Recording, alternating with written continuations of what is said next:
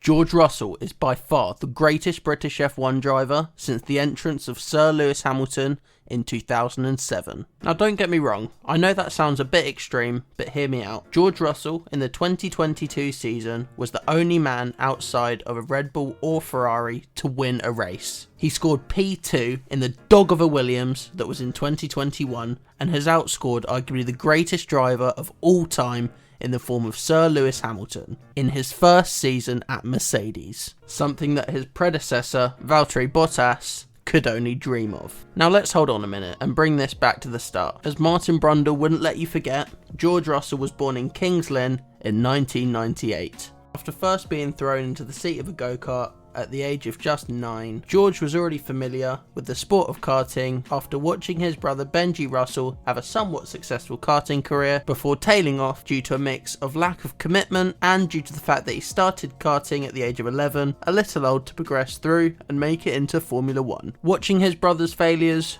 George was determined to be different. He won various titles including the Super 1 National Rotax Minimax Championship and the CIK FIA European KF3 Championship, firmly cementing himself as one of the biggest rising stars in the sport. Moving on to the start of his car racing career, I guess you could say George Russell did pretty well in that too. In his first season driving cars, George Russell won the BRDC Formula 4 Championship, in which he would gain the email of Toto Wolff, sparking off the saga between him and Mercedes. Skipping on a bit, George Russell really came into his own when he stepped up to become part of the F1 feeder series GP3. Signing with ART for the 2017 season, George Russell had a bit of a rocky start, with his first 2 races finishing 4th and 5th, although his next race at the Red Bull Ring was just a little bit better, where he took his maiden pole position and victory in this series. It was in Silverstone where George Russell really came into his own. George's 1-lap pace was second to none, scoring back-to-back pole positions. He successfully converted one of these into a first place and the other into a 4th position. It was this strong performance that allowed him to take the championship lead, which he would hold on to through to Abu Dhabi, where he would win the 2017 GP3 series at the first time of trying. Then on to Formula 2, the final hurdle to the big world of Formula 1. George Russell won this championship at the first time of asking, beating a star-studded stellar grid including the likes of Lando Norris, Alex Albon and Nick de Vries. While it has been proven by the likes of Stoffel van Dorn that junior Formula success does not translate always to Formula 1, the skill required to do what George Russell did in GP3 and Formula 2 cannot be overstated. Wrapping up the title again in Abu Dhabi, George Russell had secured a drive with at the time a mid-table team of Williams. Due to some very tough negotiations by then Deputy Team Principal Claire Williams,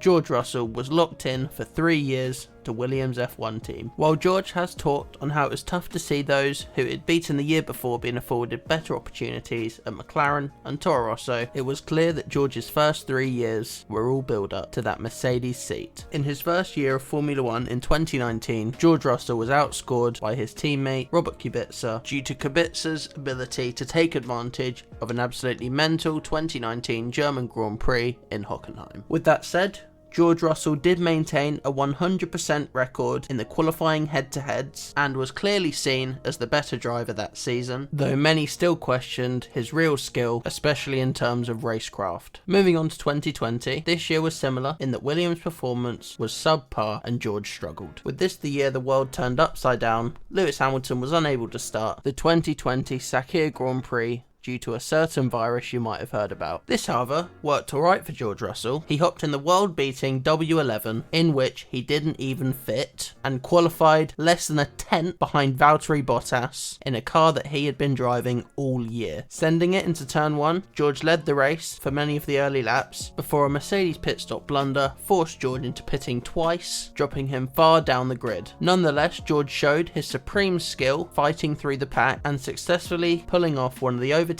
of the year on his teammate at the time, Valtteri Bottas, where he would be chasing down the race leader Sergio Perez for his first win in Formula 1, where he would unfortunately get a puncture, causing him to eventually finish 9th, ruining any chance of solid points. Despite this poor result, it was in this race when the world really saw what George Russell was made of. In a car he didn't even fit in, George beat Valtteri in almost every measurable way and demonstrated why he was the heir to Lewis Hamilton as the leader of Mercedes. Moving on to 2021, George Russell once again showed his skill on many occasions. While he did decide to kamikaze into Valtteri Bottas in Imola, George managed to do the impossible, qualifying P2 in a Williams, where due to the rain-soaked Spa-Francorchamps circuit, the race was eventually cancelled and George was awarded a podium. Not bad for a Williams, eh? It was in this year that he was recruited and announced as a 2022 Mercedes driver, to absolutely no one's surprise. Now, after watching a seemingly bulletproof Mercedes team win 8 straight constructors titles in a row, George joined the team expecting to be fighting at the front, winning championships and doing donuts. This sadly was not the case. However, George Russell really showed his teamwork abilities in bringing the team together to eventually lead the team to a win in the Sao Paulo Grand Prix, his first win in Formula 1. So what do I think of it all? Well, with Lewis Hamilton set to sign for another 2 years, George might have to play number 2 for a few years longer. With that said, I don't think it's a controversial opinion to say that I expect George Russell to be a multiple-time world champion and to learn as much from Lewis as he can. Spending the sort of time that he has and will with the greatest driver ever, I expect George to gain all of the hallmarks of a multiple world champion and hopefully to have some great battles with the likes of Max Verstappen, Charles Leclerc and Lando Norris. This was my first video, so I'd really appreciate it if you liked and subscribed to Stephen Unboxed. And without further ado, I'll say thank you for watching, have a good morning, evening or night. Goodbye.